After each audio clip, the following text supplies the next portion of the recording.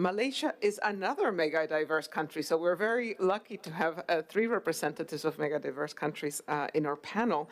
And Malaysia was also one of the very first countries that went through its NBSAP process and integrated the Global Biodiversity Framework. You have a national policy on biological diversity, which is 2022-2030. Can you tell us a little bit more about this process and how you promoted business engagement? But I'm particularly curious, has business remained engaged in actually putting it in practice? Thank you. Thank you. Yeah, I mean, I think as far as Malaysia is concerned, we are, as a size, we are a small country. But in terms of biodiversity, we are mega diverse. We have one of the oldest forests in the world, a quarter of all the animal species, and we are also on the coral triangle.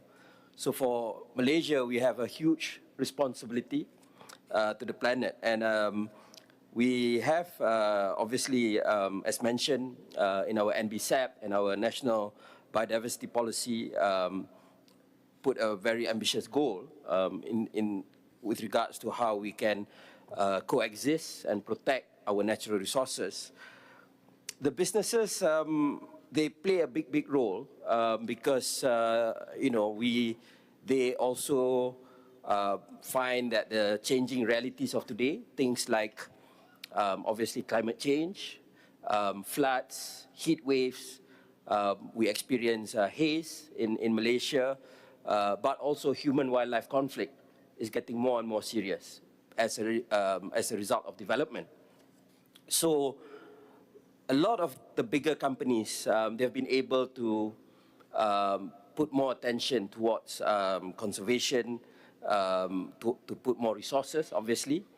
The challenge remains for, I think as mentioned by another speaker just now, it's for the smaller companies.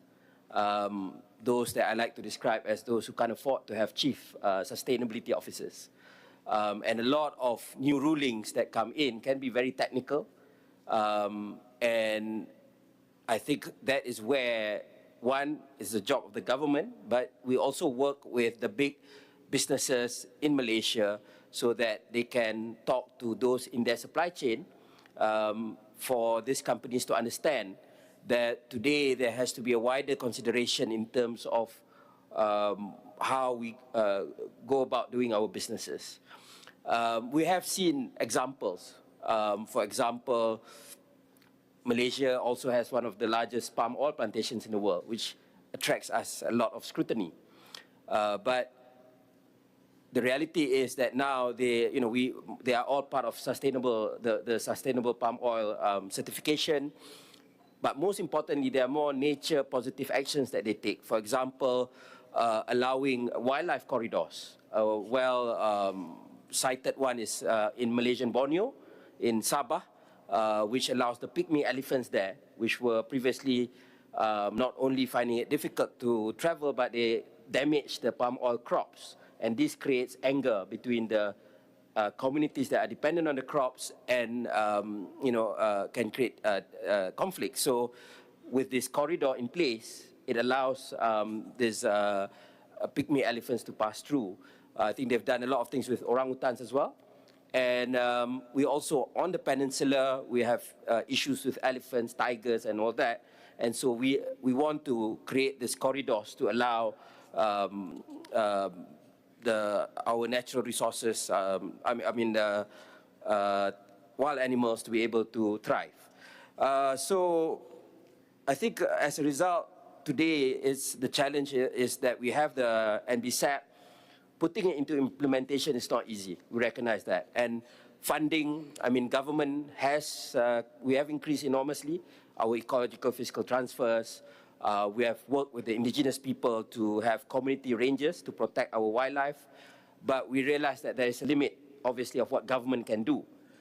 So what we are trying to work with our corporations is to get them to invest as well, so that it can be even more effective, because not just the federal government or the local governments acting alone, but also to get the big corporates to play their role. We have seen actions in some places, but I think we need to scale up more. And I think, and I think I like what the previous session speaker said about how nature, it's easier to inspire people with nature compared with, things like decarbonization. And I think that has had a huge impact in getting interest. And I think that is one way, whether we like it or not, for corporates, when they see that there's a lot of interest from the public, they would want to put more resources there as well. Thank you so much, Minister. And I think all the companies in the room would agree that corporates love a good story, right? So I think this is important. And I love that you raised the issue of supply chains, right? So you have the big companies at the top, but the awareness and action needs to flow to the local suppliers. So this is really important. We've never seen as many business representatives at a COP. Nature is very high on the corporate agenda. Yet this is all somehow still not translating into concrete corporate policies or action on the ground, at least at the level that we need. How do we change that? Minister Nisna, if you can go first maybe. And we all get a minute, so it'll have to be a really good idea. Sure. Yeah, I think it's in the past, the way businesses looked at things was profit, people, and maybe planet, right? So I think we have to change it the other way around, where at the end of the day, we need the planet, but that's not enough. We need the people, and profit will come after that. And I think that's the most fundamental perspective that needs to be there in how we approach business in this era of planetary crisis. Fantastic. Change the order of our thinking.